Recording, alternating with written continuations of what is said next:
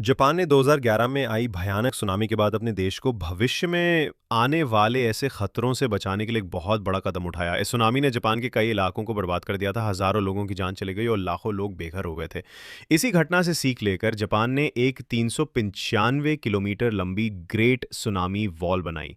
ये दीवार इतनी मजबूत और ऊंची है कि समुद्र की सबसे बड़ी और ताकतवर लहरें भी इसे पार नहीं कर सकती। कुछ हिस्सों में ये दीवार करीब 14.7 मीटर यानी लगभग 5 मंजिल ऊंची है और इसे गहराई में मजबूत नींव देकर बनाया गया है ताकि ये कभी टूटे नहीं।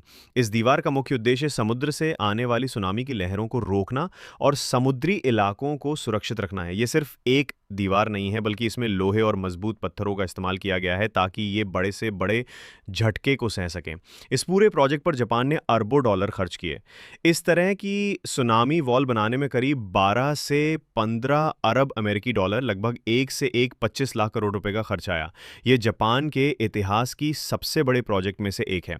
लेकिन जापान ने सिर्फ दीवार बनाकर ही काम खत्म नहीं किया।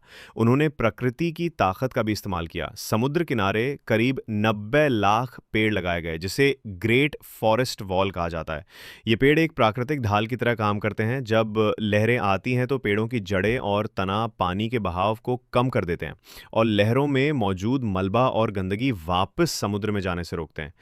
इस प्रोजेक्ट का सबसे सबसे बेस्ट पार्ट यह है कि इसमें एडवांस टेक्नोलॉजी और प्रकृति दोनों को मिलाकर इस्तेमाल किया गया है। जहां दीवार लहरों को रोकती है, वहीं पेड़ लहरों की ताकत कम करते हैं और पर्यावरण को भी संतुलित रखते हैं।